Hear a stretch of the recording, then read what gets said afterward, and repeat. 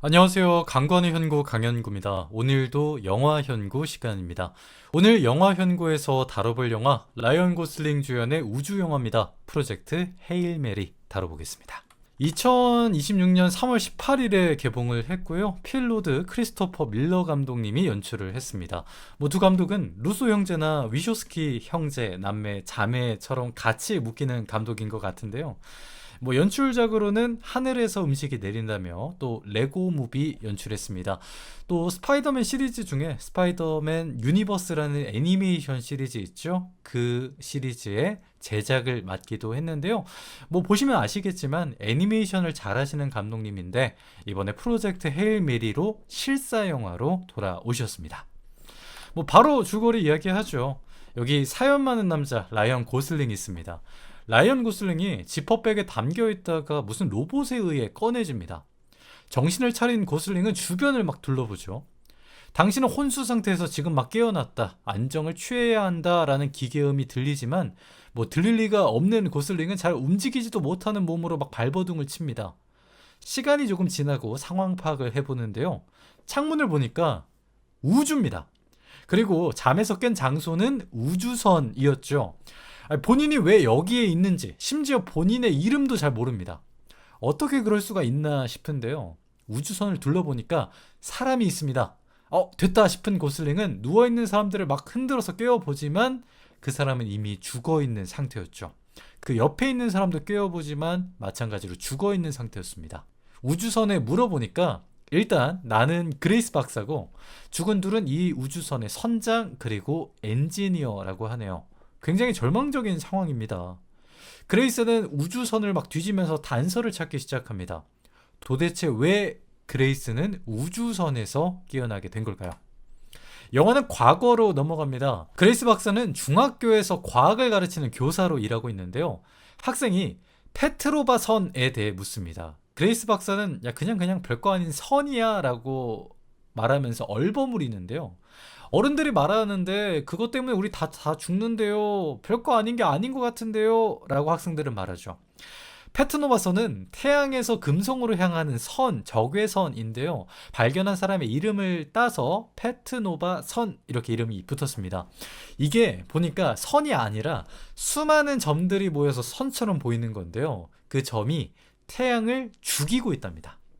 실제로 태양의 밝기가 점점 낮아지고 있고 이대로 가면 지구의 기온이 떨어지고 이 때문에 농사 안 되고 식량 줄고 대충 봐도 어마어마한 위기 상황인 거죠. 교실을 나서는 그레이스 박사에게 한 사람이 찾아옵니다. 이름은 메바 스트라트. 좀 높은 사람인 것 같아요. 정부 관료처럼 보입니다. 따라오랍니다. 그레이스하고 스트라트의 대화를 좀 들어보니까 그레이스는 외계 생명체 관련 전문가입니다. 그런데 본인이 외계 생명체에게 반드시 물이 필요한 건 아니다라는 이론을 학계에서 주장을 했는데 그 주장이 좀 비주류의 주장이었나 봐요. 그래서 학계에서 왕따를 당했나?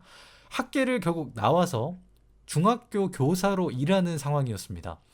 스트라트가 말하길 박사님 논문 보고 이렇게 찾아왔는데요. 그 페트노바의 선의 일부를 샘플로 가져왔다. 그 샘플을 좀 분석해달라라고 요청을 하는 거죠. 상황의 심각성을 알고 또 과학자로서 그 샘플에 대해 궁금한 그레이스 박사는 결국 스트라트를 따라갑니다. 그 샘플한테 이거저거 뿌려보고 자외선, 적외선, 방사선 이것저것 쬐보니까 그 샘플이 세포, 그러니까 외계 생명체라는 걸 알게 되죠. 엄청난 발견입니다.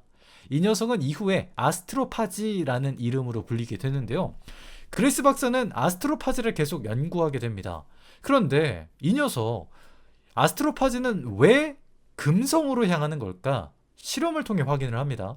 실험방에 아스트로파지 3마리 그리고 금성 역할을 할 CO2를 두고 실험을 해보는데 실험 시작하자마자 아스트로파지가 순식간에 CO2 쪽으로 이동합니다. 그리고 아스트로파지가 3마리였는데 4마리가 되면서 1마리가 더 늘어나게 되죠. 이걸 통해 아스트로파즈는 CO2를 좋아하고 번식을 위해서 CO2가 풍부한 금성으로 이동하고 있는데 그 금성으로 이동하는 그 과정에서 페트노바 선으로 발견이 된 거다라는 걸 알게 되죠. 이걸 반대로 말하면 아스트로파즈를 번식시키는 조건, 방법을 알아낸 겁니다. 엄청난 발견인데, 이 이야기를 들은 스트라트는 내가 비행기를 보낼 테니까 이쪽으로 넘어오라고 전화를 하죠. 던색인 줄 알았는데 전투기였고요. 전투기를 타고 가니까 항공모함이었습니다. 이곳에 전 세계에 능력 있는 생물학자가 다 모여 있는데요. 뭔가 엄청난 프로젝트가 진행되고 있는 것 같습니다. 그리고 이 프로젝트의 이름은 헤일 메리.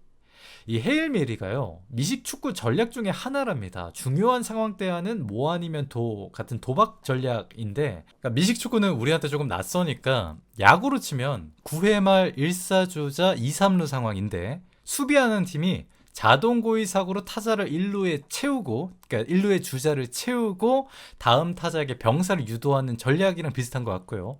농구로 치면 4쿼터인데 5초밖에 안 남은 상황에서 3점 차인데 자유투 투샷을 얻은 상황입니다. 그 상황에서는 하나 넣고 하나는 일부러 흘린 후에 2점 혹은 3점을 노리는 전략, 이랑 비슷할 것 같아요. 헤일 메리가. 아무튼 정말 쉽지 않은 상황이기 때문에 프로젝트 이름이 헤일 메리인 것 같습니다. 프로젝트 헤일 메리에 합류한 그레이스 박사는 기밀 정보를 듣는데요. 사실 태양뿐만 아니라 뭐 태양계를 비롯한 여러 곳에서 아스트로파즈 이 녀석한테 공격받지 않은 녀석이 없는 거예요. 그런데 지구랑 거리가 11.9광년 떨어진 타우세티라는 곳이 있는데 그곳만 멀쩡하다는 겁니다. 그래서 도대체 왜 타우세티만 멀쩡한지를 조사를 해서 지금 이 위기를 해결할 실마리를 찾는 게 이번 프로젝트의 목표인데요. 어떻게? 사람을 보낸답니다. 그런데 타우세티와 지구의 거리가 얼마라고요? 11.9광년. 그래서 어떻게 물어보니까 아스트로파즈 이 녀석이 에너지 효율이 어마어마하답니다. 이 녀석을 우주선 에너지로 쓰는 거죠. 그런데 이 녀석은 채취가 아니라 번식시키는 방법을 그레이스 박사가 이전 실험을 통해서 알아낸 겁니다. 큰 거 해준 거죠. 그런데 문제는 뭐 대부분의 우주 영화 속 우주 탐사선이 그러하듯이 편도밖에 안 된대요. 그래서 딱 3명만 탑니다. 파일럿, 엔지니어, 과학자. 가서 실마리를 찾고 그 정보를 탐사선으로 다시 지구로 보냈고 3명은 그 우주선에서 생을 마감하게 되는 거죠. 자살 임무, 수어사이드 미션인 겁니다. 그런데 우리는 영화 첫 장면을 통해서 그레이스가 우주선에 탔다라는 것을 알고 있죠.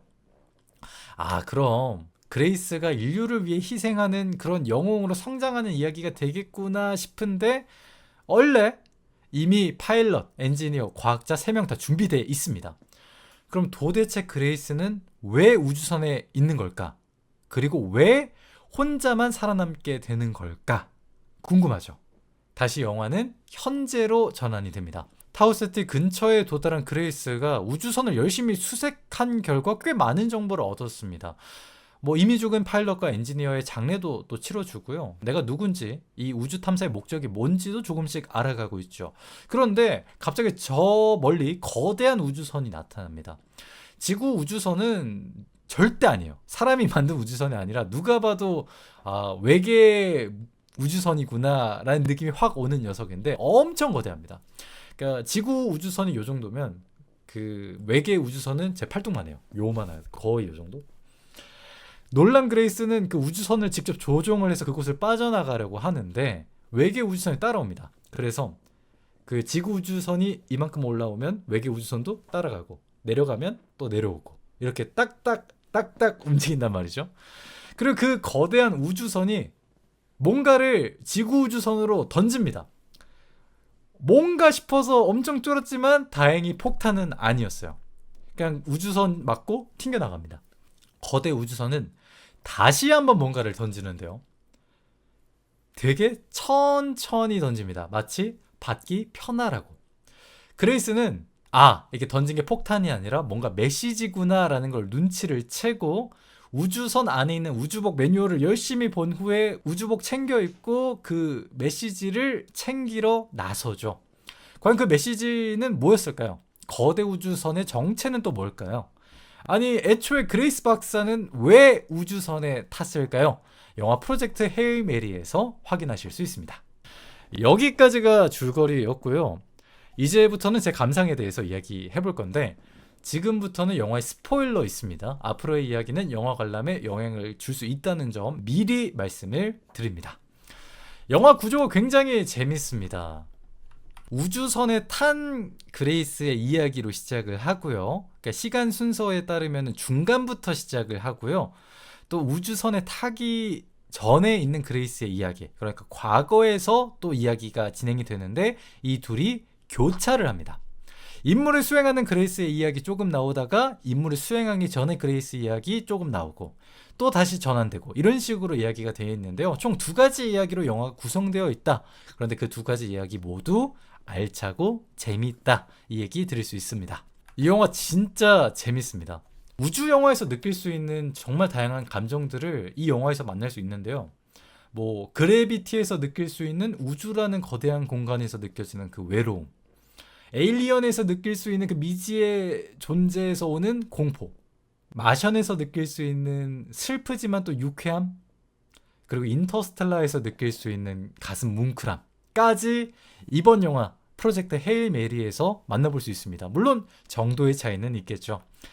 배우 이야기를 안 할 수가 없는데 이 영화 라이언 고슬링 원톱 영화입니다. 영화 내내 안 나온 장면이 거의 없는데요.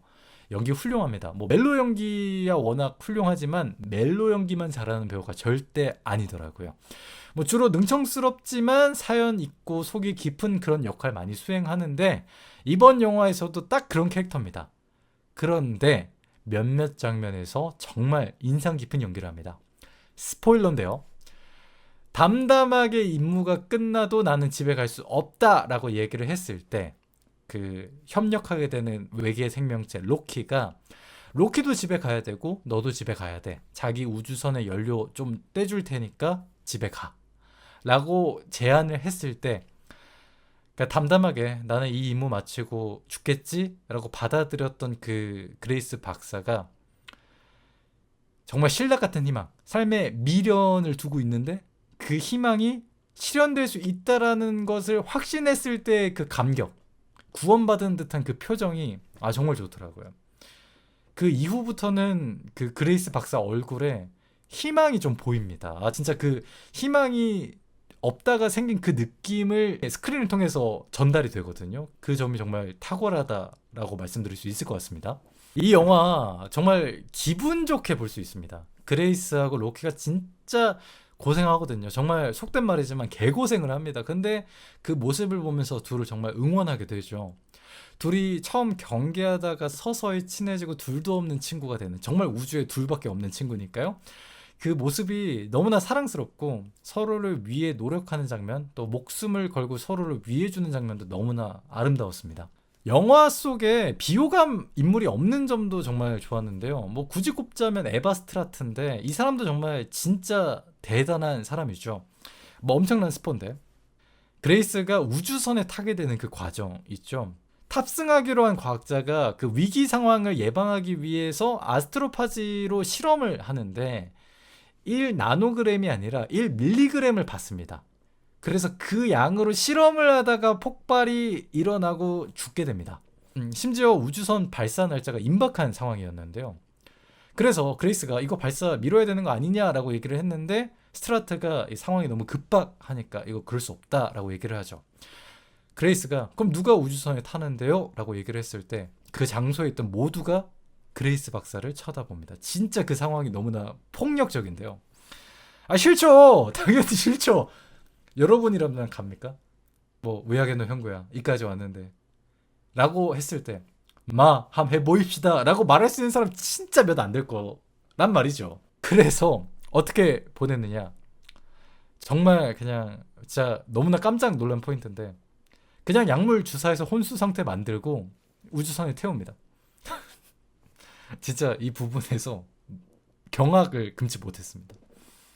그런데 진짜 이야기만 들으면 밉상인데요. 그 전부터 그 스트라트가 이 프로젝트를 총괄하는 리더로서의 그 책임감으로 무거워하는 모습도 나타나고, 좋겠습니까? 그러니까 뻔히 죽을 거 아는 사람을 사지로 밀어넣는 그 죄책감도 표현이 되는데, 이런 모습이 나오니까 특히 그 그레이스에게 주사를 놓고 뭐 그런 조치를 취하는 장면들도 굉장히 괴로워하거든요. 굉장히 매력적인 인물이라고 저는 생각합니다. 적어도 비호감은 아니다. 저에게는 그렇습니다. 근데 그레이스 입장에서는 정말 끔찍하죠. 영화가 굉장히 깁니다. 2시간 30분이 넘는데 흐름이 정말 좋습니다. 이제 다 끝났다 싶으면 끝난 줄 알았지 하면서 새로운 위기가 또 닥쳐오거든요. 근데 그 흐름이 굉장히 자연스럽습니다.